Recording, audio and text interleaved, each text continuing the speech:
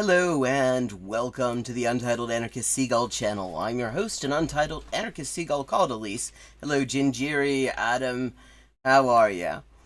So, before we get started, I want to talk a little bit about, I imagine, chat, that you've heard a little bit about the Palestine conference that was supposed to happen in Berlin, and then almost happened, and then was broken up by the cops. Yeah, it is absolutely, even by German standards, it is actually kind of hard to come up with an example of this level of heavy-handed shit. So, and I mean, I had just been reading an article in Junge Welt about it, and then I was trying to find the Junge Welt article, because so that I could make sure that I got my facts straight.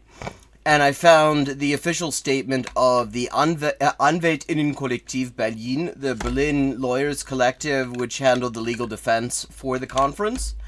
And it's even fucking worse than what was in Junge Welt, actually.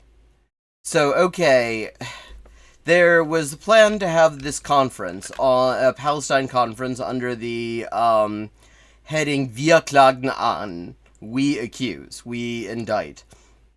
And it was to be about the fact Germany's complicity in the genocide in Gaza, against the background of the litigation that has been brought in the International Court of Justice by Nicaragua for Germany's complicity. So, in the weeks before this thing was planned, there was all sorts of harassment and incitement, and just it was massively smeared in the media. Politicians were all over it, just basically calling for the cops to just go in and bust heads, basically, and try to ban the thing outright. Now, see, the thing is, and this is one of the interesting things that was in this statement from the Lawyers Collective.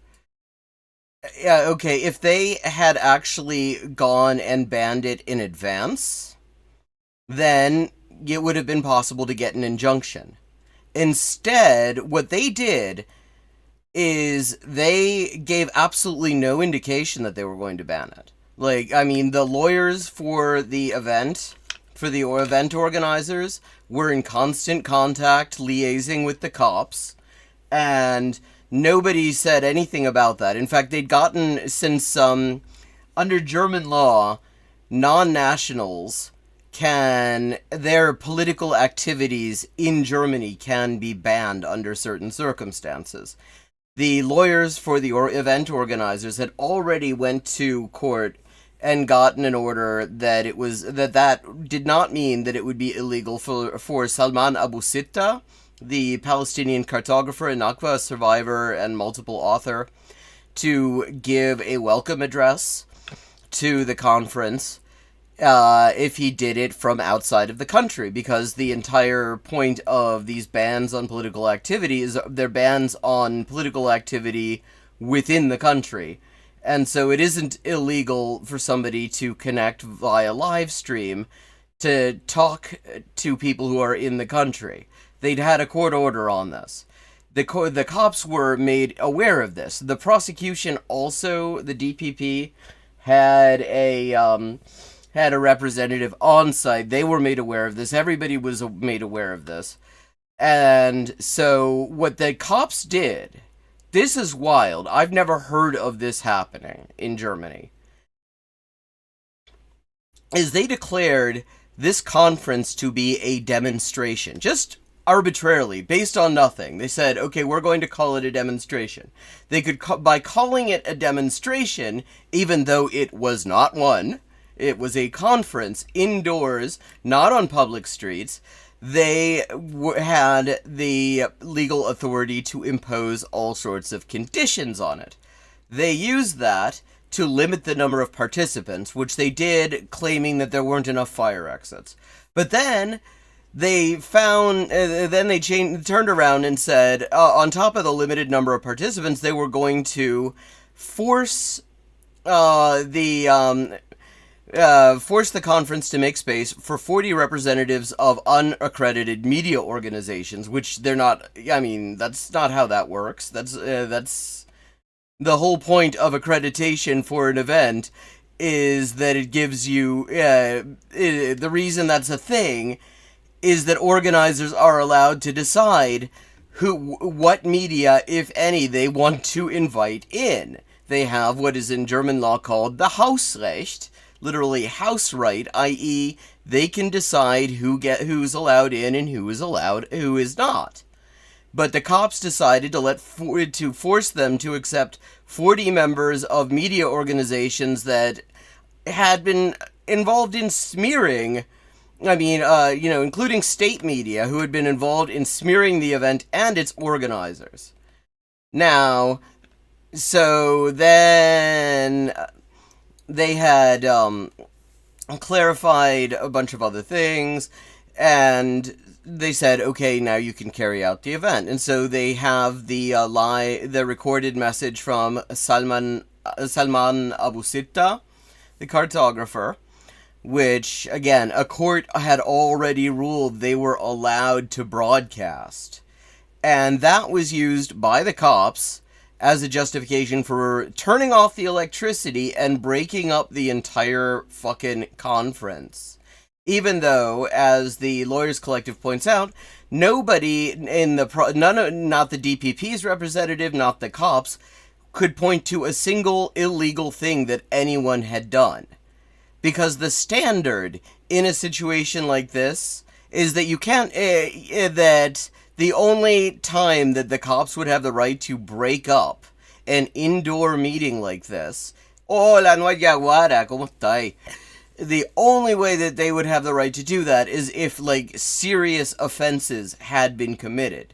Offenses that the DPP would be able to prosecute on their own initiative without, somebody filing a complaint.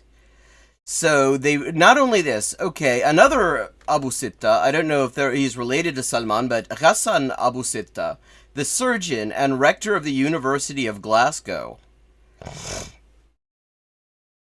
he was going to be flying in to talk, amongst other things, about the time he recently spent in Gaza at Al-Shifa Hospital and I think at Al-Aqsa Martyrs Hospital during the genocide. He gets to the airport. The cops then tell him he's not allowed into the country. Not only they detain him for hours in the terminal, refuse to give him his passport back, and then they tell him he's facing jail time if he tries to give his talk to the conference via, like, a live stream from outside of the country. On what legal basis that's supposed to be the case, nobody fucking knows. I mean, they just threatened, they just did this. And one of the other speakers, since this was organized by the DiEM25 party, an EU Parliament party, Yanis Varoufakis, the former finance minister of Greece, who is a member of that party, one of the leaders of the party, was going to be speaking. And despite him being an EU citizen, who the German authorities can do much less to under German immigration law, they also issued a ban on him in giving any kind of speeches in the country. Like, I mean, the level of this shit, this is like the kind of bullshit that you hear about, like, Pinochet carrying out in, like, the 1980s when somebody too respectable to outright ban the whole thing, like an international human rights organization giving a conference. This is the level of bullshit that they would pull in order to break that thing up. Yeah, the other Ghassan. We've got two Abu Sittas, two Ghassans. The balance is maintained, the name balance. But yeah, I mean, absolutely. This is just absolutely fucking wild. And the Union of German Journalists celebrated this as a victory for press freedom. That they were allowed to act essentially as agents of the police to further limit the already severely limited number of participants the fucking conference was going to be allowed to have by going someplace where they were not welcome, who, having been like forcibly allowed into a venue that supposedly was already overcrowded. And the justification, remember, was fire exits. They had to protect, they needed to protect fire exits and shit, so they had to limit the, this is, I've all sorts of shit. I've heard of all sorts of shit going down in Germany, particularly around Palestinian things. But this is next level. And the thing is, they clearly understood from the start that if they actually were to ban it in advance, they would probably end up losing in court. Because the thing is, out of all of the elements of the German regime, the one place where Palestinian solidarity activists tend to do relatively well is the courts.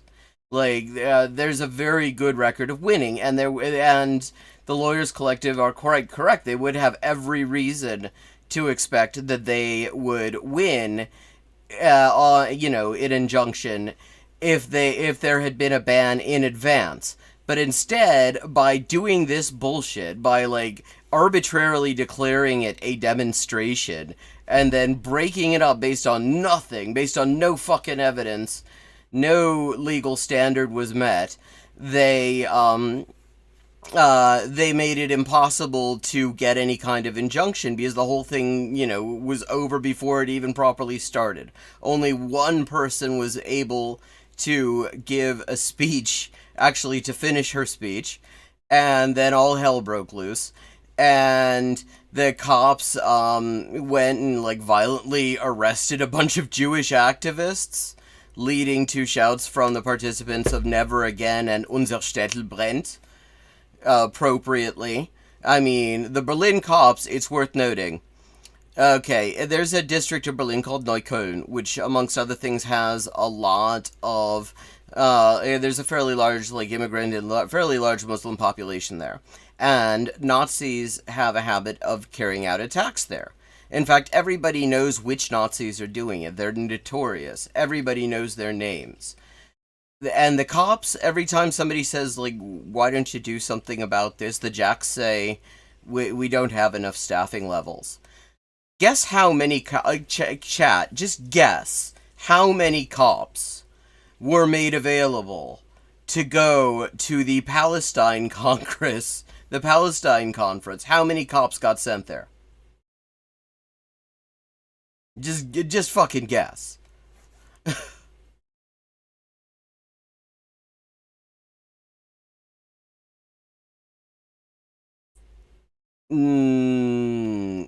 Well, you got the right number of digits in Guadalajara. 900. 900, weón. 900. 900 fucking cops. Like, they... it's absolutely... it is unbelievable. And this is, like... I haven't even gotten into how they... found a way to get the Jewish Voice for a Just Peace in the Middle East's bank account shut down in the run up to this thing, because the Jewish, this Jewish organization was raising funds for the conference, and so they got their account frozen, which is the second time since World War II that a Jewish organization's bank accounts have been shut down, and both times were this one organization. Yeah, it's Nazi shit. This is seriously again, even by the standards, the normal German standards of the kind of bullshit that they pull on anything to do with Palestine, this is next level. I have not heard of them arbitrarily calling an indoor conference a demonstration. The thing, what you have to keep in mind here is under the German Constitution. And this is not an unusual thing in constitutional law internationally. There is a difference between an open air assembly and an indoor one. There is a fundamental difference. Because the Constitution allows the state to impose all kinds of terms and conditions on outdoor, open air assemblies. But not an indoor meeting. There is one thing we can be fairly sure about, well, two things. A, Germany's not looking like beating that accessory to genocide rap anytime soon. And B, this is going to be, the courts are going to be spending a lot of time untangling this bullshit, and probably, it seems extremely unlikely that the German cops and the politicians who incited this are going to come away from it unscathed. Because again, Palestinian solidarity organizations actually do quite well in the courts there. It's like the one place, the one branch of government where they actually have to be heard out, and being heard out, they win. So yeah, so I wanted to just address that. That shit is unbelievable. I'm gonna translate the statement from the Lawyers Collective. It's a long statement, and I've only summarized it here. But I will be posting that at some point, and I'll put it up in the Discord when I've done it. It's just fucking wild. Now, getting over to the Last JabroniCon, we were looking at Destiny being really fucking anti-Semitic, and at the same time doing this weird, he did this thing where he said on stream that he was taking money from, pro-Israel propaganda organizations. And he said a bunch of anti-Semitic shit in that context, which is not surprising considering that he's fash. And then people clipped that, and then he decided to laugh at people for believing this. There was nothing facially implausible about anything that he said there, while not actually really denying it, strictly speaking. And there is the fact that he'd shown absolutely no interest in Palestine until October. Literally couldn't find it on a map. Seriously, he literally could not. He thought Erdogan was the Prime Minister of Israel. So, yeah, there is a bit of a case to answer there. But so we can look at, we can continue to look at Destiny doing anti-Semitism, basically. There's also, the Quartering is looking at Dr. Fool being transphobic and celebrating. There's, Carolyn Glick, the Texan Zionist, the Notre Dame truther, has an actress called Patricia Heaton on who says everybody should be a loud supporter of Israel.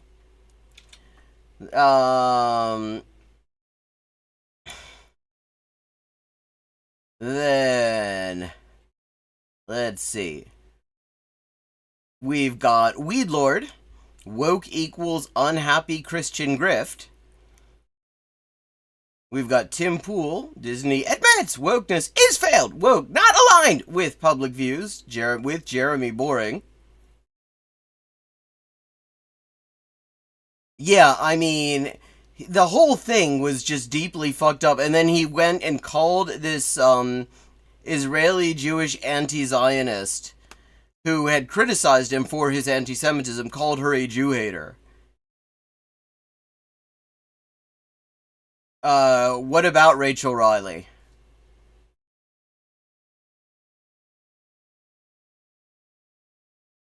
So, any particular preferences out of all of the things that I've listed? Or any other suggestions? We got time. Okay. I'm always up to flush Tim down the pool.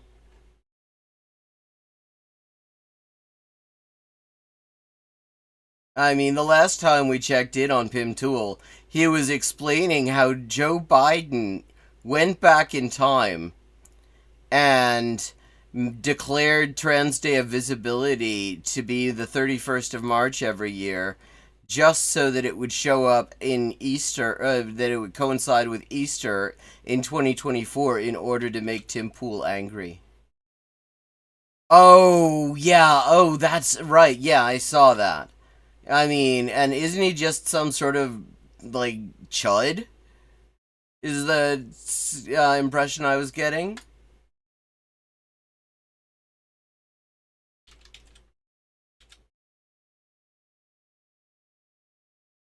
Righto.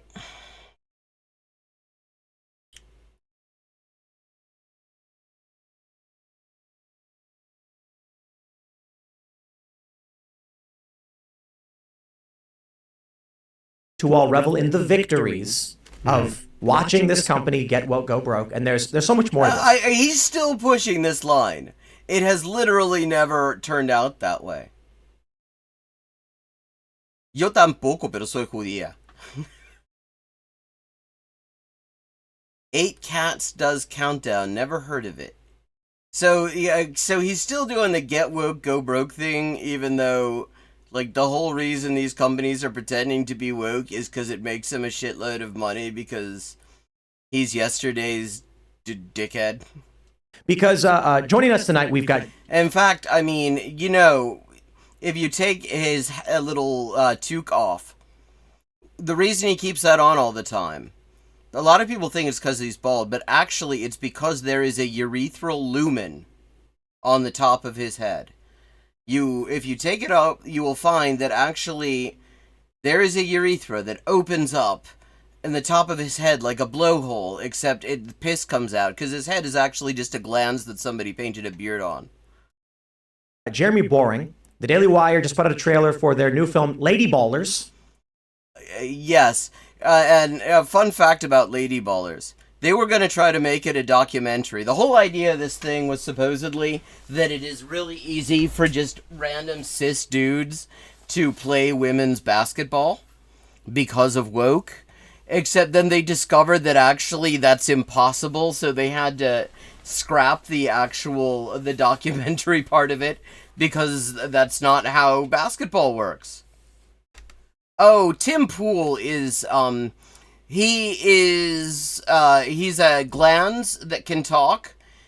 His big grift is that he likes to claim that he's this wishy-washy centrist, except he always supports the far right. Oh, thank you for sharing that.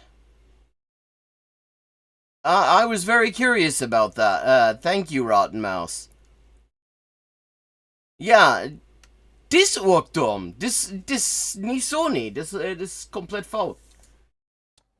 And it's fascinating to see the success, the rising growth of those who oppose the wokeness and the weird culty stuff in media. Weird culty stuff in media. See, Jeremy Boring is on there because he's got a collection of right-wing grifts. Like, you can buy, like, white nationalist chocolate from him. You can get your white supremacist razors. And it's all subscription-based. But they've also got, like, a fake-ass movie studio where they make shitty right-wing movies. And most recently, they decided to do a transphobic movie called Lady Ballers. And supposedly, the idea I guess we're setting up here is that Disney better look out because there were 5 people who watched Lady Ballers. Well, and I think probably 3 of them probably hate watching it. And the failure is the exact same time. But we have a really great example of this because it's not just Lady Ballers. The Daily Wire announces Snow White. What happens? A week later, Snow White from Disney, which got rid of the dwarves and is going with the politically correct companions, is shelved. They're pushing it way back. And then... Yeah. They release a new somehow don't think these things are related. image with CGI dwarves to try and bring back the original Snow White. Now that is victory. So how much fucking money did they spend on this bogus ass victory that will probably be watched by fewer people than watch my shit? we're going to be talking a lot about that. Plus, we got some crazy political stuff to get to eventually. Chicago is building 2 migrant camps. It's insane. Well, it's, more concentration camps. Remember how communists like me were and like you, Chad, as well, I'd say, we're saying back in about 2019, Biden's going to continue all this shit, and the only difference is that the media won't talk about it and liberals won't talk about it because now Biden's doing the concentration camps. Well, yeah, Biden's doing the concentration camps. And they're coming up with a wonderful new municipal ordinance to make it basically impossible for for locals or anyone who isn't accredited to be part of the Democratic National Convention to actually be able to function in the city of Chicago.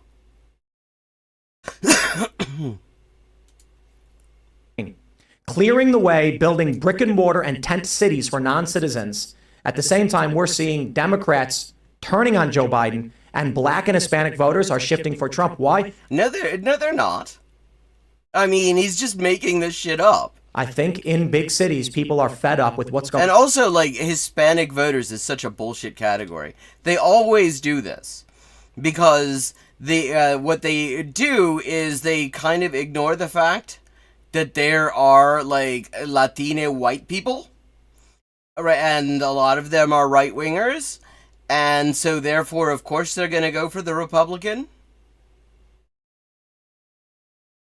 But so they decide that they use just Hispanic voters, and as if you're working class people whose parents came here from Guatemala or Bolivia or someplace are totally politically aligned with the people who left Cuba because they weren't going to be allowed to have slaves anymore. Going on with immigration, so we'll talk about that.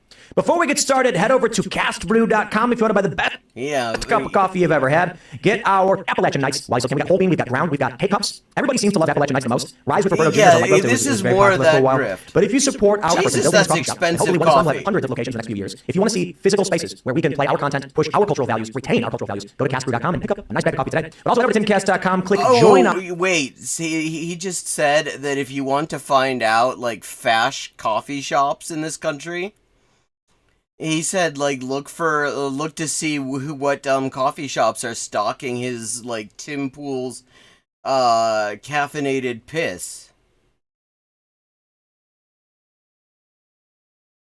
Become a member, because we're going to have a members-only uncensored show at 10 p.m. It's going to be a lot of fun. You don't want to miss it, where you as members can actually submit questions and call in to talk to us and our guests. It's going to be very, very fun and fascinating. And you'll also get access to our Discord server, I'm sure which you will use to call in and hang out with like-minded individuals. I mean, in Daily Wire, $1 billion on its last 4 high. Yeah. And of course, Serge is pressing the buttons.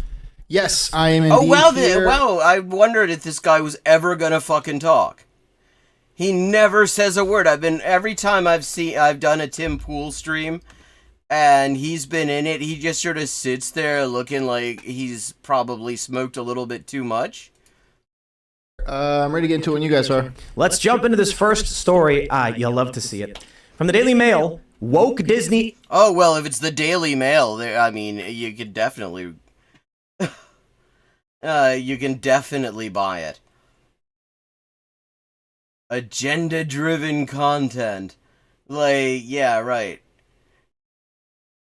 Admits misalignment between its movies and what viewers... Maybe the issue is that people are kind of getting sick of remakes in general, of the fact that half of the fucking movies are either a sequel of a movie that should never have had sequels in the first place, or some fucking remake. Want is harming its bottom line. after progressive Snow White reboot was pushed back for huge overhaul. I love the financial, legal, academic way of saying get woke, go broke. Yeah, except that literally is not how that even works. In fact, if you look at the fucking, the people who have tried to, make right-wing entertainment, they're not making money off of it. They're actually losing money hand over fist. Because most people don't like that bullshit. Yeah, exactly. We're misaligned. Okay, we have a phrase for that. Here's the gist of it. Disney has warned its investors that the company's products and political views may not align with what viewers want and risk harming its bottom line.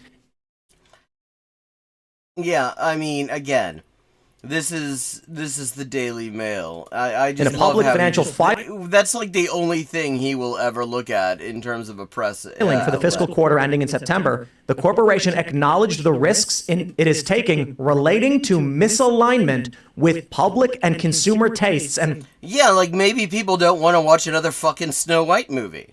Preferences for entertainment. That's amazing. Disney has struggled as of late to successfully pitch its costly films to audiences, losing a reported $1 billion on its last 4 high-profile releases. Well, yeah. Well, one thing, actually, is that people aren't going to the cinemas much anymore, actually. People have dialed that way back because people don't have that kind of fucking money. The cinema is expensive, and everybody's fucking broke. Releases. And I don't know if I actually have, yes, I do have it pulled up, of course. Disney's Wish over Thanksgiving weekend was another major box office bomb. And I think everybody knows that movie's basically communist, right? Is that the general idea? Are you... Wait, okay. Wish is... I've never heard of this movie. Disney movie Wish. What is Wish? A young girl named Asha wishes on a star and gets a more direct answer that she bargained for when a troublemaking star comes down from the sky to join her. Like, okay.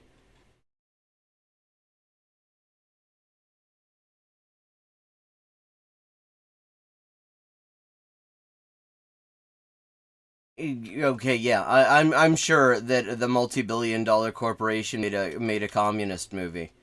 That's definitely a thing that happened. Familiar with it, Jeremy? Yeah. Basically, if there really was a God and if he was any good, he'd give us all everything we want. Yeah, but well, yeah, I mean, and like literally every single movie, every story that is based on wishes coming true. The whole point of the story is be careful what you wish for. Only in this movie, it's a white man who has the power to grant everything you want and refuses. And God, he's a white dude. He's a white dude. All right. Yeah. It's a documentary. That's what it is. It's a documentary. Yeah. So the big news here is they pushed back Snow White, which wow, that's huge. Who gives a fuck? Shows not only are they admitting to their investors.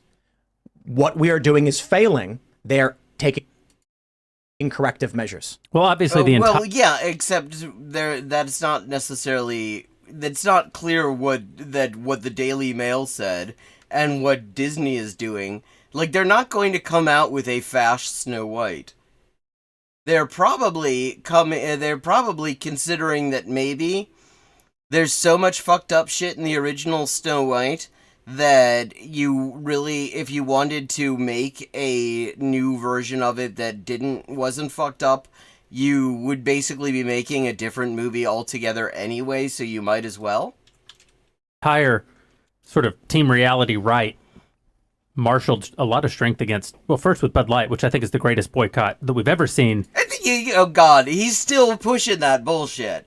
Okay, that wonderful boycott of Bud Light, where people boycotted Bud Light in favor of another beer sold by the same company. In the history of the right, I mean, we've never been very good at that sort of taking economic action. Yeah, this is not an exception from that. Jeremy Boring. Economic action against anyone. And after Dylan Mulvaney, Yeah, I mean, that's the one thing about the right wing. I mean, they're terrible at taking economic action against people. I mean, you never see them, I don't know, shutting down entire retail chains specifically to ensure that they can divert all of basic necessities to the black market so that they can evade price controls. You never see them like locking out workers in order to force them to accept lower wages. Yeah, I mean, right-wingers, they're just terrible at taking economic action. you know, they laid the Bud Light low. But now with Disney, you saw the entire right wing really come out against them. And Daily Wire, I'm proud to say we took direct action. And on the 100th anniversary of Disney, back on October 16th, we announced the launch of our kids platform, Bent Key. Bent Key? Which is, of all the things we've ever built, this thing I'm the most proud of. We've got 18. I'd love to see their financials, because there's no way that this is doing that well. Series on there, 4 of them original, 2 of those, Chip Chilla, our first animated series, and A Wonderful Day with Mabel McClay, I think are both genuinely wonderful shows. I'm very proud to have played a role in bringing them to life. But we also announced that we were going to make our own live-action adaptation of the Grimm's fairy tale, Snow White. And we were doing that in particular because Rachel Ziegler had been the Disney's new Snow White. Okay.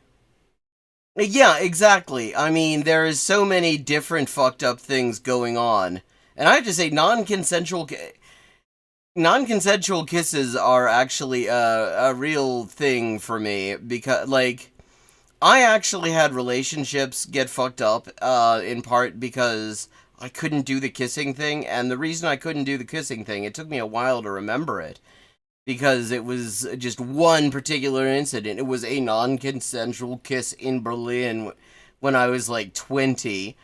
And it was also disgusting because the guy had just been like eating chicken. And I had not wanted it. I had not been expecting it. And all of a sudden I have this motherfucker's tongue in my mouth. And it's fucked up. It's put me off like on the mouth kissing for life. So yeah. That's actually a fucked up thing that you might want to not have in the movie. At least if you're trying to portray the person who would otherwise be doing that as somebody likable. Outspokenly against Snow White, the film that made Disney into the powerhouse that it is, the 1937 animated film. I wonder if anything's changed since 1937, Jeremy. Like, I mean, I wonder if maybe the culture is not quite the same as it was in 1937. I know, like, the Daily Wire and Tim Pool, they kind of like certain aspects of the culture in the 1930s. But I think a lot of people had kind of moved on. She said things like, we're not going to make a movie like that. That movie had all kinds of problems. We're not going to make a movie where the prince saves the princess or any of this stuff. What's beautiful about that, well, what's awful about it, obviously, is that she's saying that the actual company for whom she works, a company with the most brand loyalty of any company maybe in all of history, is somehow poorly founded, somehow had bad values. And she... Well, yes, it fucking did, though. Yeah, I mean, still does, but it's definitely did then. All sorts of, and somehow I think that if she was giving that speech about, giving this public statement about the 1930s version, it's because the people running Disney also have realized that maybe you could not, if they had just made Snow White exactly as they did it in the 1930s, 90 years later, it probably would not have gotten as positive a reception as it did.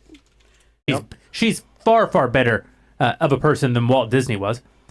But what's beautiful now is if you look at what Disney's going to do with the film, you said it almost less than 2 weeks later, they completely changed course on their adaptation. Well, no, that's not what he's shown us. Like that, even the Daily Mail isn't saying that. They're saying that they are delaying it. So it's not really clear whether they have changed course in any specific way, much less that they have changed course in a way of like making a fashy Snow White. They are now going to make a more faithful adaptation, and Rachel Ziegler has to actually be in the movie that she hates. Yes. I'm just imagining this when you're talking about this, you're making the Snow White. I'm imagining that you're driving the. You know, I now I'm actually I don't give a fuck about Disney movies, and I don't give a fuck about Snow White. But now I'm kind of curious to just see how completely wrong they turn out to be about this. This little buggy behind these semis that are gold is pouring off the back, and you're just picking it up and you're like, well, whatever, I might as well take this. Oh, they threw that out, I'll take this one too. If they want to abandon their most valuable IP and the things that made them valuable, the things that made them valuable in the 1930s. Like, I think we've moved on from a lot of things since the 1930s, Tim. I mean, admittedly, a lot of his guests have not moved on from a lot of those 1930s things. I mean, he's got art from a literal neo-Nazi on his walls. Forget which thing it was, but there is, like, a cartoon, or at least, I don't know if it's still up, but at one point it was, some, like, literal neo-Nazi cartoons on his walls. So, yeah, maybe he is a little bit more attached to the values of the 1930s than normal people. I see in so many ways with like Jeremy's razors, for instance, and Jeremy's chocolate. You're like, well, if you don't want it, I guess I'll take it. Yeah. And yeah. These are two of his grifts. He has subscription-based white nationalist razors and white nationalist chocolates. And of course it's subscription-based, because that is everybody's grift. Everybody's grift, because people forget to cancel their subscriptions. Now here's the Daily Wire exploding in popularity because they're just giving away this value, abandoning it. I mean, I'm just a lowly shampoo mogul, but I came by it honest. You know, if they don't want the business, to your point, we're going to make the business. And someone asked me, you know, what will you do if Disney manages to course correct here? First of all, I don't think they can. I don't. Wait, okay, you just got done talking on the premise that they did. I think they know that something is amiss. I don't think that they can identify the difference between the parts of their views that are so radical that the public is rejecting them. Maybe it turns out actually that what they're identifying is completely different to that. Maybe people don't want another Snow White. And the parts of their there views already that aren't. Is one. Because they live in a bubble within a bubble within a bubble within a bubble. People who've worked for Disney have told us, you know, Disney has basically fired everyone over the last 5 to 7 years who didn't toe that party line. There's no one left over there who would know how to do this if they were paid. I love he's talking about people living in a bubble. Meanwhile, his entire premise and Tim Pool's entire premise is that, like, everybody is secretly fash, but everybody's afraid to say so. Like, that's their whole thing. And so, which is why they keep on trying to push this get woke, go broke thing, even though that literally has not proved to be the case. In fact, every time somebody's tried to do the opposite of that, and, you know, it turns out that the real rhyme, the accurate one is go fash, lose cash. Too. But if they do manage to course correct, and if it costs me my business, I'll be like Elliot Ness at the end of The Untouchables. I'll go have a drink.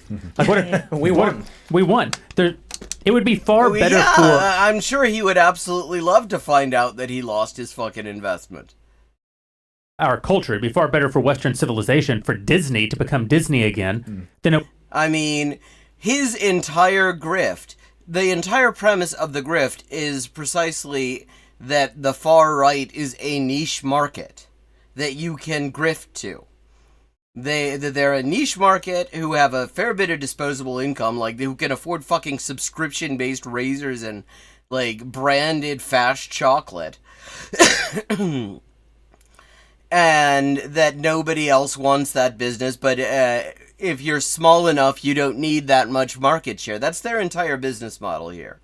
Like, I mean, what's wild about that is the way he has to pretend that isn't the business model. It would be for Bentkey to spend the next 100 years becoming Disney. Yeah. Yeah, you know, the way I see it is, if I woke up tomorrow and Disney was making good family-friendly content. Crime was going way down. The Democrats apologized to Trump. All of these things turned around. I wouldn't know what to even do. I'd probably just sitting here talking about UFOs or something. Bueno, lo que pasa es que las obras clásicas justamente son las más problemáticas. And then I'd go skateboarding and I'd be like, I don't need to do anything. Well, Well, you could just do that now. those would be good shows too. I would just sit at home with my thousands and thousands and thousands of unsold bottles of shampoo. What are you going to do? Yeah, of course. I mean, because everybody they just love losing large amounts of money. I would smell great and have nothing to do. I feel like, yeah, I do not want to know what his white nationalist shampoo smells like. You describe it as, I'd probably much rather have solved these problems and then retire off into the sunset and relax and hang out. Get a nice brick. Yeah, what Tim Pool would love more than anything is to shut the fuck up, but he can't. He's doing it for us. Grill some burgers and hang out with your friends and have a beer. But instead, I wake up every day and I am deeply concerned about what's going to happen in this country should we decide to walk away from the culture war. Can I take a minute? Well, yes. In particular, he's very deeply concerned with what's going to happen to his meal ticket if there's no money being invested in far-right talking heads doing racist shit to annoy the libs.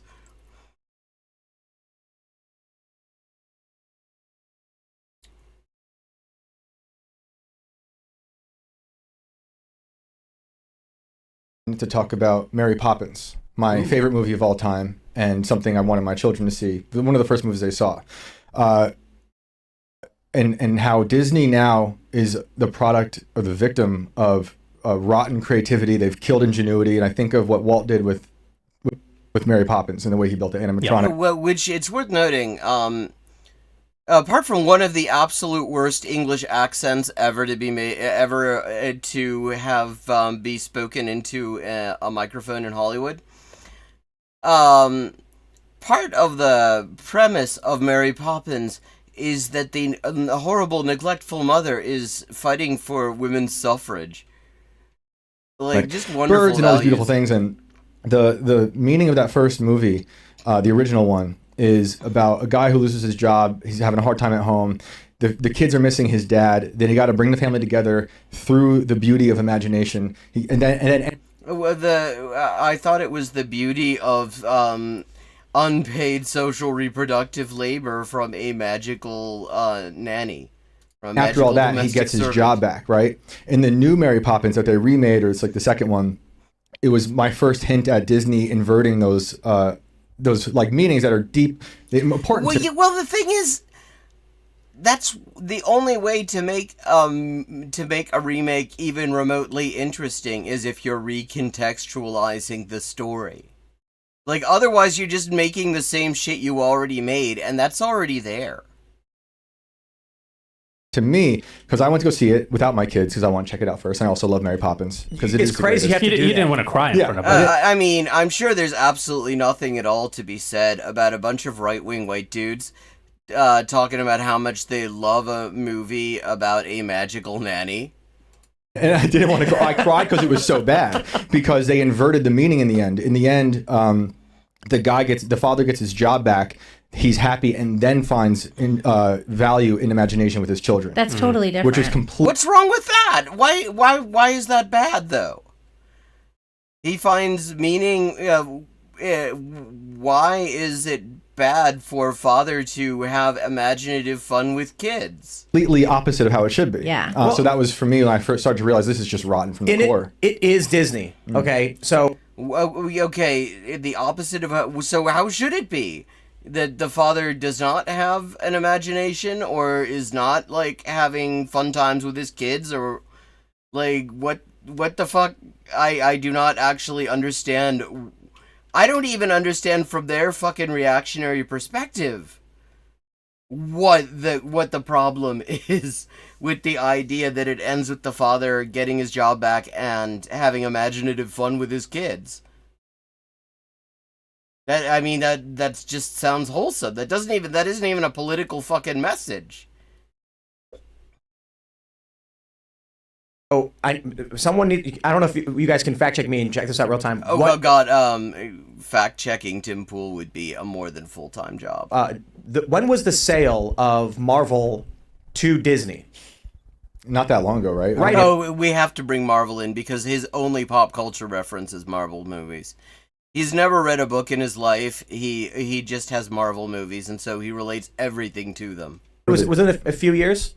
It was Recent in time. 2009. 2009 is when that happened. Yeah. Okay. Yeah. Well, They bought Obama Marvel years. for $4 million. 4 billion. $4 billion. billion. Yeah, sorry. So then my point was incorrect. So I'll set that one aside. When I look at Don't let that stop you. yeah. Oh yeah, when does it ever stop him? Well, no. Anyway. I was going to make a point, but I wanted to make sure I was correct in my timeline. But I believe my timeline was wrong. My point I was going to make was where Disney is now with the Marvel movies versus where they were with the original Marvel movies. Right. So the comparison I like to make often is Captain America versus Captain Marvel, and why Captain Marvel bombs. Mm-hmm. I mean, the first one I think did decent. Right. And Yeah, I mean, he's already having to walk this back. then the last one was their worst ever. Wow, so you're saying that making endless sequels about the same characters isn't always a winning fucking business model? And why Captain America helped create the MCU and this big movie empire. Captain America is a scrawny, weak man who desperately wants to fight for his country. And he specifically beats up the sort of people that you have on your show, Tim. So much so that he's trying to lie to trick his way into the army. Mm-hmm. And then they have that scene where it's Jack Nicholson's character. Oh no, it's Tommy Lee, not Jack Nicholson. Mm-hmm. He's like, I don't want this scrawny guy. I want strong guys. And he throws the fake grenade. And then it's the scrawny, weak Steve Rogers who jumps on the grenade to save everybody else. Amazing scene. What is the ending of Captain Marvel? She was a woman who always had the power, but a man was keeping her down and kept telling her to check her emotions. Yeah, and it's almost like maybe there are other people, like, okay, that clearly is not the sort of thing Tim Pool would like to watch. But, I mean, Tim Pool's an asshole who lives in a compound with his pet hat in West Virginia. But it seems like, actually, there were probably people, these companies don't just wing it. They have focus groups. They will have actually tested this out, done market research to see if they're, because see what these guys absolutely refuse to acknowledge is that actually there are actually a lot of women and girls who are into like comic books and would like to see comic book heroes that actually relate to things that are familiar to them. As opposed to watching the same bullshit over and over and over again, which is Tim Pool's thing. It's a caricature of what feminists think being a woman is. Well, that's what happened in Snow White as well. And you had Rachel Ziegler talking repeatedly about how the new story was going to be about how Snow White became a powerful figure just like her father always wanted. And I remember she said that. And I was like, oh, we're going to cover this for Post Millennial. Let me dig back and see what happened. Oh, okay. So she's with the publication that is run by neo-Nazi target spotter Ann Ningle, whose other thing is when he's not doxing anti-fascists, he likes to upskirt trans women and do that publicly on a live stream. So that's who she's working for. Happened. That's not in the Grimm's fairy tale. It's not in the original Snow White. Who gives a shit? There's a lot of stuff. I mean, there's not the Disney versions of these Grimm's fairy tales bear basically no resemblance to the originals. The Grimm's fairy tales. There's a reason Grimm in German means grotesque. And it's not because the Grimm's fairy tales are such lovely stories with happy endings. They're full of fucked up shit. Fair, brave, and true, I think is what she said. But she also was talking about the father and doing all this stuff, and the father doesn't appear anywhere. But the other thing, too, is that basically what Disney did was give Snow White the Wicked Queen's plot. The Wicked Queen is the one who goes after power. She's the one who is driven by avarice and jealousy. Yeah, but the idea there, see, it's called recontextualize because the people don't want to see the same fucking story over and over again. And so it's interesting to put a new slant on things. Like, I don't give a fuck about this. I'm not going to be watching it. But actually, this is, if you're going to remake the same shit over and over and over again, recontextualization is a thing you try out. Yeah, the original fairy tales are horror stories. And they gave that to Snow White. They made 2 villains in that story. They obliterated the heroine, and they told little girls love and kindness and caring for other people. Wow. That's not what you should strive after. What you should strive after is to be, a bitchy, evil queen. Right. A girl amazing. boss.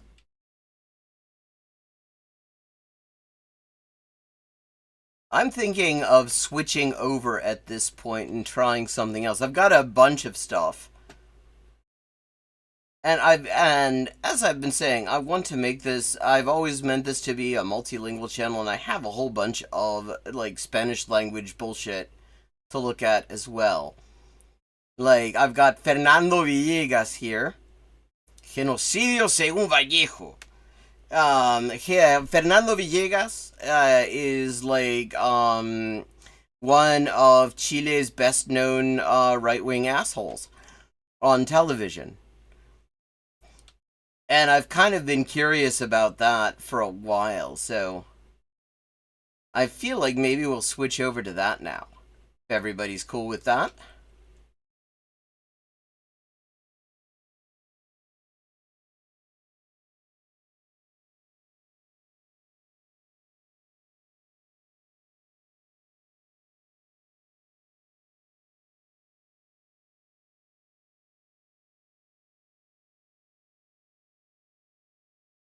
Oh no, we've got atacada por un grupo LGTB por ser simpatizante de Milei. Milei, who's been hanging out with Elon Musk, which is wonderful because, that's just so on brand because they're both utter failures. That's a shorter one. Kinda curious about that.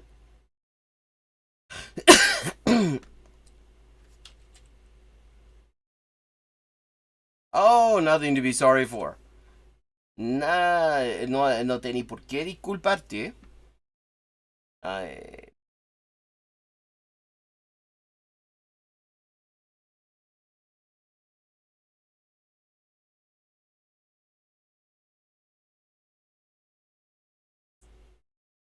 Atacada por un grupo LGTB por ser simpatizante de Milei. This is by Tipito Enojado.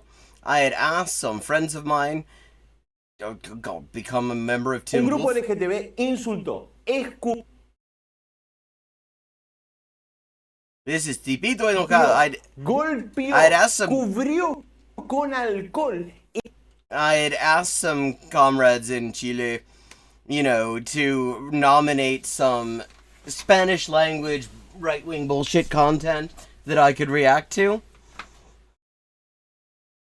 And so this is one of them. Tipito Enojado, who I'm guessing is from Argentina. He sounds like it anyway.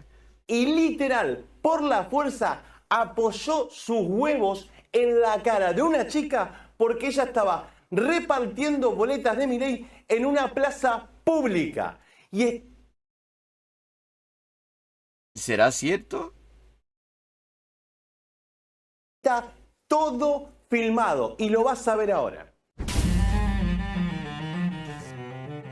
Anoche, en San Martín de Buenos Aires, un grupo de simpatizantes de Milei salieron a repartir boletas. Cuando bueno,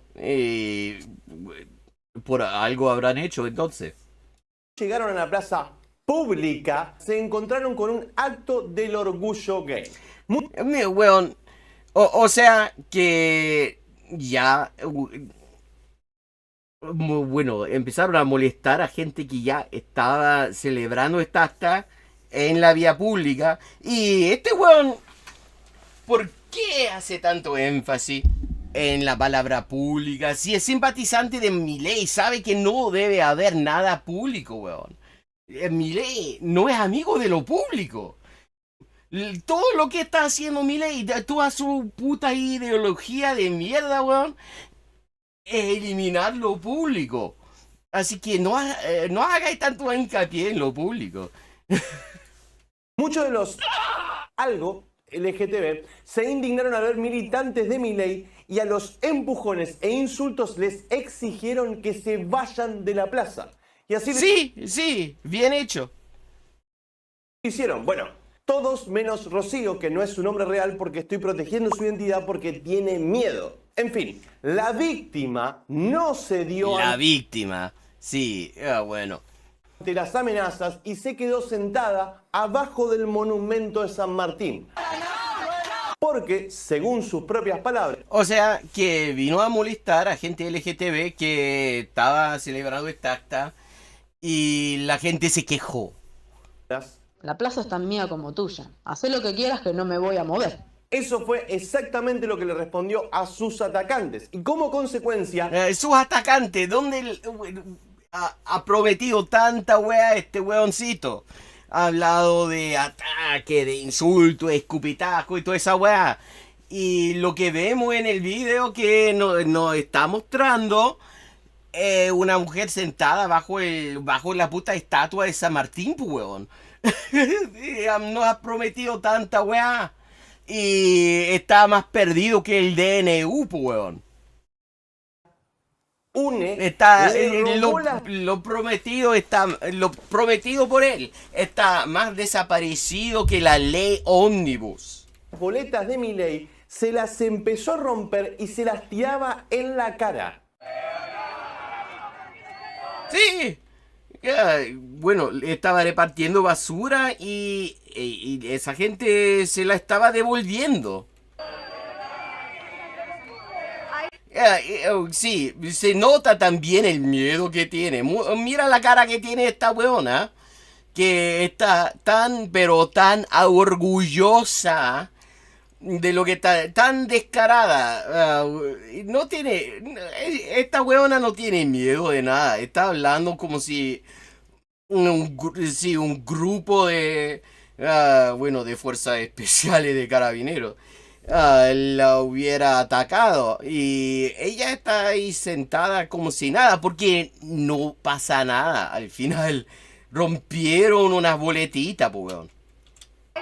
Un detalle, en ningún momento Rocío, la víctima, reacciona físicamente o violentamente a los ataques. Bueno, una sola vez, Los ataques que todavía no hemos visto, weón. pero es bastante justificado. Ya vamos a llegar a eso. A un muchacho nuestro le robaron la gorrita nuestra que dice Milei Marcelo, que es nuestro concejal electo acá en San Martín. Se la tiraron ahí en el fuego, se la quemaron. Ah, sí. Terrible. La pobre gorrita, weón. Pobrecita la gorrita. Perdón, me olvidé. Como no les alcanzó romperle la boleta y tirárselas en la cara, otro algo LGTBIQ le robó las pertenencias a otro militante de Milei. Cosa que tampoco nos está mostrando. Ojo, que este weón habla de que está todo filmado y todo esto. Y nos cuenta harta weá que no nos muestra, weón. Y las empezó a quemar en plena plaza pública. Nuevamente, ni Rocío ni los otros chicos que repartían boletas a Milei reaccionaron con violencia. Y sí, bueno, estaban repartiendo boleta. Quienes reciben esta boleta tienen el legítimo derecho de hacer con esa weá lo que quieran, ¿o no? Bueno, es muy libertario lo que estoy diciendo. Lo cierto es que nosotros, nosotros damos el ejemplo que ellos no dan. Quiero que entiendan algo sobre Rocío, la víctima, y los La otros... víctima está, bueno, este weón está vendiendo la pomada de la víctima acá, pero de una forma realmente impresionante. No nos ha mostrado nada. Bueno, eso de que le echaron unos papelitos en la cara, eso. Y ella no tiene cara de quien tiene miedo. El gesto que tiene es más bien satisfacción. Está como satisfecha, está ahí con la cara del gato que se acaba de comer el chacarero, pues, weón. Del gato que se acaba de comer el trancapecho. Y este weón hablando de la víctima. ¿A dónde la chicos que viste? repartían boletas. Ellos estaban completamente conscientes de que representan algo más que a ellos mismos. Y es por eso que se midieron en la respuesta y en ningún momento reaccionaron violentamente. Y Pero tampoco nadie, bueno, sería un poco desproporcionado reaccionar violentamente si nadie estaba reaccionando violentamente a su presencia. Han expresado rechazo. Eso sí, que, bueno, este weón que se supone, bueno, algún tipo de supuesto falso libertario, estos weones que se han guachipeteado la palabra libertario para convertirlo en alguna wea facha, cuando en realidad, bueno, el término tiene que ver con el comunismo libertario, pues, weón, con el anarquismo, que no tiene nada que ver con este weoncito picado a Elvis de Milei que está ahí en la rosada, pues, weón. Sino el que hecho de medir supuestamente, según la misma ideología de él, existe el derecho de expresar el rechazo. Si ellos mismos estaban ahí boleteando. Bueno, un corrupto así seguramente está boleteando, pero en Argentina a lo mejor le dicen otra cosa. Boleteando como Sokimich. Pero el derecho de no estar de acuerdo sí existe, ¿no? Sí, en la cosmología, porque ellos estaban ahí molestando a gente LGTB que estaban celebrando un acta, en parte obviamente para manifestar su rechazo a la existencia de gente LGTB. fue lo que llevó a que escale la violencia. Porque un violento, cuando ve que no se le responde en el único idioma que habla, la violencia no se calma, aumenta. Y sí, claro, porque, bueno, los mileístas son tan pacíficos, son pura blanca paloma, weón. ¿A dónde la viste? Si Milei mandó ilegalmente a una fuerza policial notable para atacar a manifestantes en la vía pública en Buenos Aires, violando así la soberanía municipal también de la ciudad autónoma de Buenos Aires, que tiene el derecho de disponer, de decidir si quiere pedir que venga la fuerza pública federal a reprimir manifestantes. No lo había hecho porque no estaba de acuerdo con que se haga. Y este weón hablando de que la gente LGTB es quien solo entiende de violencia, weón. A su violencia. Sí, Merluza Adams acaba de tirarle algo a la víctima. ¿No lo viste? Ahí va de nuevo. Mientras una... Bueno, no vi nada en realidad, porque la resolución de la imagen no es muy buena. Parece estar echando algo, pero no con mucha fuerza, no con mucho efecto. Así nomás, pues, weón. A lo mejor ni siquiera le llegó. Si es que echó algo. Perfectamente hubiese podido ser también un gestito. Una cosplayer de un canillita de 14 años con sobrepeso empujaba a otro militante de Milei buscando pelea. Sí, Así, el pobre Víctor, bueno, este weón, mira. A la víctima. ¿No lo viste? Ahí va de nuevo. Mientras una cosplayer de un canillita de 14 años con sobrepeso empujaba a otro militante de Milei buscando pelea. Mira este weón. Miren la diferencia de dimensiones entre este weoncito, tamaño refri, y la persona que está buscando pelea. Y interesante que que no vemos lo que pasó antes. Que este weón se ha metido en esta manifestación y él obviamente no está buscando pelea. Y sí, otra pobre víctima, weón. Sí, algo, claro, claro. Sí, sí, lo ha dicho, sí, es cierto, totalmente deshumanizante, pero obvio que estos weones no son quienes buscan la violencia. Sí, sí, le dije que Sí, seguramente este weón se sentía en peligro mortal. Si una mujer de la mitad de su tamaño le dio un empujoncito. La cadera de esa mujer tenía más o menos el diámetro del bíceps de este weón. Y hemos de suponer que este weón se sentía amenazado. Anillita con sobrepeso a esta mujer lesbiana. ¿Y qué importa? ¿Qué importa sobre... ¿Qué? ¿Por qué importa si tenía o no sobrepeso, weón?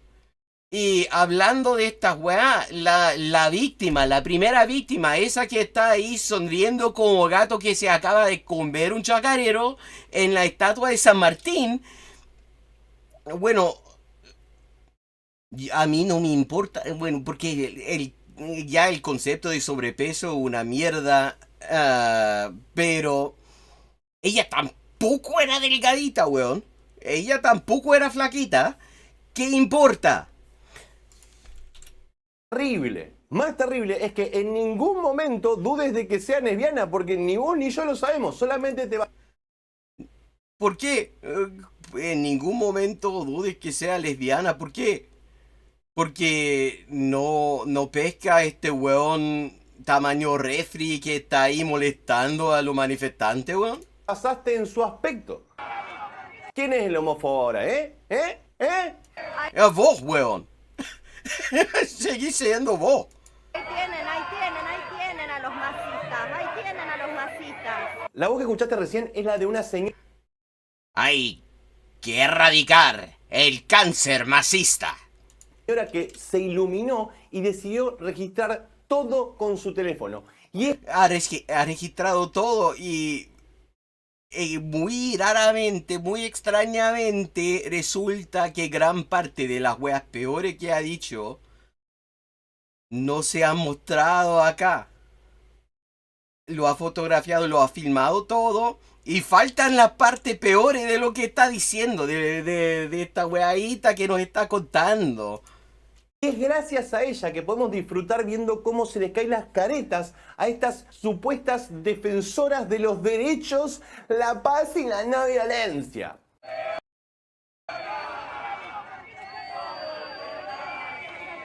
Todos los nazis se van a hartar. Sí, ella le está hablando a este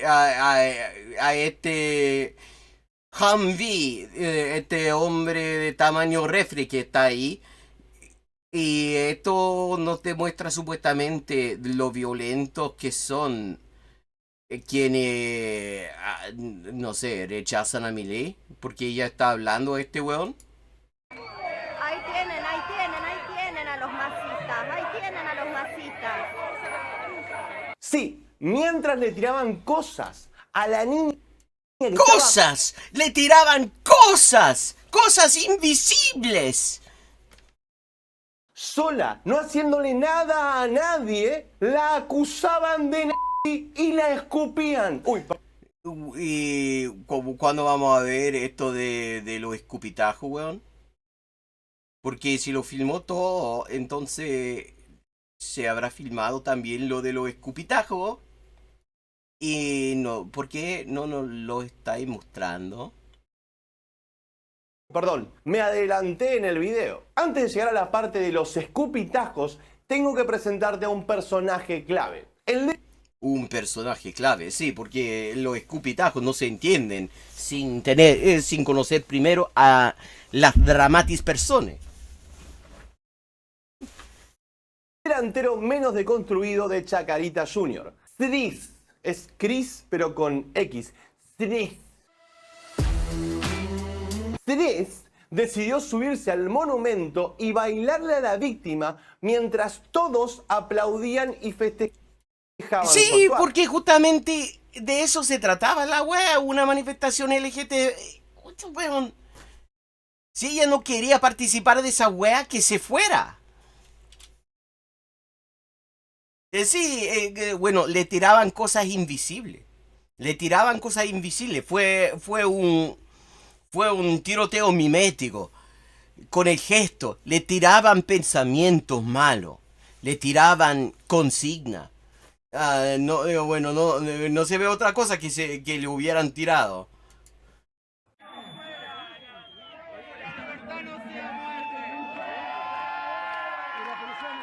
Luego, el canillita de bicicleta eléctrica, porque si no estaría en forma, le tiró alcohol en la cara a la víctima. Ha invertido tanto en esa palabra la víctima. Y hasta ahora no se ha visto ni un brillo de renta.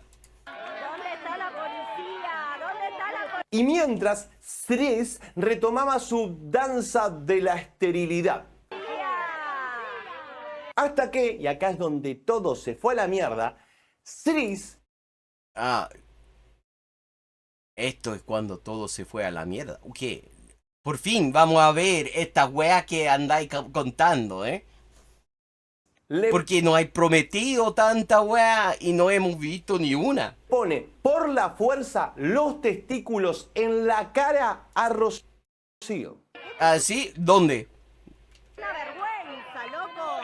Pero no te acerques tanto, mamá, mirá. A lo que yo me pregunto, ¿irá preso? ¿O cuando sos trans no es un crimen? Obviamente la respuesta de Rocío fue la de todo humano de bien. Empujar al inmundo tipe que le estaba... Ándate, dale, voz de tu madre, weón. Bueno, primero, yo voy a decir que eso ya se pasaba un poco de la raya, esa danza, pero igual, la facha se metió a una puta manifestación LGTB. ¿Qué es lo que esperaba? Se metió allá a propósito para filmar lo que pasa normalmente en estas weas. Y lo único de que puede quejarse hasta, bueno, por lo visto, por lo que ha mostrado él, es justamente ese momento de como 2 segundos, weón. Poniendo las pelotas en la cara. Y esto tampoco se ¿Y ve. saben cómo reaccionó le tipe Chris? ¡Qué vergüenza! Sí, Está muy orgulloso el tipito este de su vocita gay. como la víctima osó resistirse al abuso, Chris se indignó y la escupió. Y todos los asistentes al acto del orgullo LGTB en San Martín, en lugar de condenar lo que no acabo de mostrar, porque a lo mejor no ha sucedido. acababan de presenciar, lo festejaron. Incluso quisieron ¿Dónde? No, weón, mira, al abuso, Chris se indignó y la escupió. Y todos los asistentes al acto leíste que Hijos publicó en marzo un comunicado sobre una de sus militantes que fue atacada en su casa por simpatizantes de Milei. De hecho, lamento tener que decir que tampoco sé lo que es Hijos. No me sorprende nada, pero no me había fijado mucho. Debería fijarme un poco más, porque, bueno, estoy pensando estudiar abogacía en Buenos Aires y debería saber un poco más de lo que está pasando en la UEA, pero... del orgullo LGTB en San Martín, en lugar de condenar lo que acababan de presenciar, lo festejaron. Ok. Incluso ¿Dónde está el escupitajo, weón? El escupitajo está desaparecido, weón. quisieron escalar un poco más la Escupitajo desaparecido en democracia. violencia, como se ve acá la señora Spock empujando a otro de los militantes de Milei. Y ya sé lo que está... Y estos cortes tan pequeños también, estos cortes tan cortos, seguramente no nos dice nada acerca de lo que había que omitir para contarnos este cuentito de hada que nos está contando este weón. Son cortes de como un medio segundo, weón. La narrativa ahí, la narrativa acá, la narrativa está haciendo todo el laburo. Toda la pega la está haciendo la narrativa de él, porque los videos no están entregando lo que se prometió.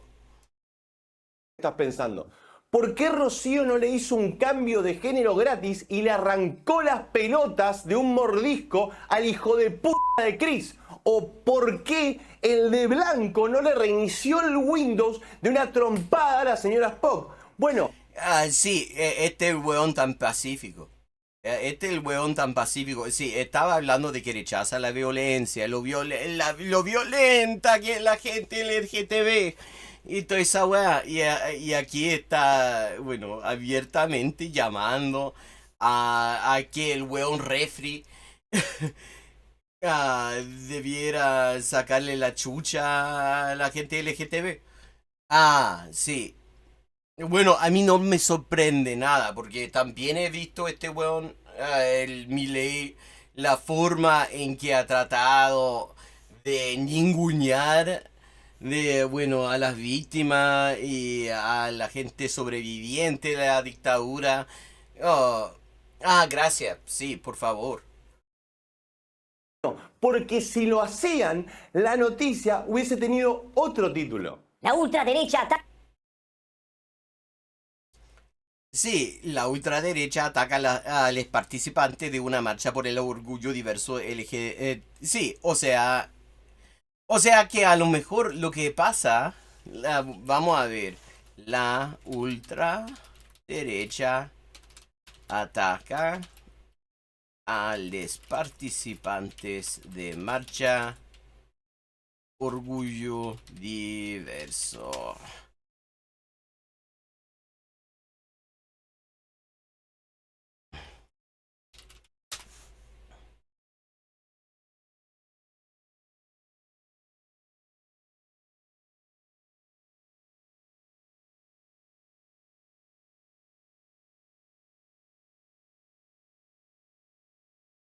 No estoy encontrando este titular. Lo estaba buscando. Porque lo que puedo decir sin temer equivocarme, sin ningún miedo de equivocarme, es que este weón está omitiendo como el 90% de lo sucedido. Eso es más que obvio. ¿Por qué el weoncito este es facho? Ataca a los participantes de una marcha por el orgullo diverso LGTTIQNBA+. Sí, ya sé, te estás riendo porque pensás que me inventé eso. Bueno, no. Mira Bueno, te inventáis harto. el flyer de la marcha del orgullo de San Luis. LGBTTIQNBA+. ¿Y qué? ¿Y qué, weón? ¿Te estás quejando porque hay mucha letra, weón? ¿Qué te importa? Se ve que ahora la NBA es una orientación sexual. Pero como te decía, el actuar de los simpatizantes de la Libertad Avanza fue el correcto. Ellos conscientemente desnudaron la verdadera forma de ser de todas esas basuras humanas. Y Decir nada, bueno, este weón no tiene nada violento, es la palomita más pacífica de la paz aquí, weón. O sea, ha desnudado la naturaleza auténtica de lo que hace la gente cuando viene un par de fascistas a molestarla. Y ya sé, algún peludo en el comentario me va a saltar con Pero hey, tipito, no todas las personas que van a la marcha del orgullo son así. No, weón, no me importa. Lo que pasa, seguramente, si este weón estuviera diciendo la verdad, nos estaría mostrando caleta más. En vez de unos cortecitos de como medio segundo, donde no se ve lo que está contando él. Oh, este weón, oh, weón podrido. Me voy a poder divertir mucho con él. Pero ya está llegando la hora. It is time to wrap up. And let me just say thank you to everyone who joined in. Always good to see you all. I hope you enjoyed this evening. And I will be back Friday at 11:30 p.m. U.S. Eastern Time. And I hope to see you then. And meanwhile, I am now up to $634 out of $8,500 on the Inessa Amon translation project. And I'm always looking for more support on that. If anyone is able and is able to do it and it feels inclined, it helps me out. It helps expand the English language theoretical canon. And here's one way to do that. Okay, have a good night, buenas noches y hasta la próxima.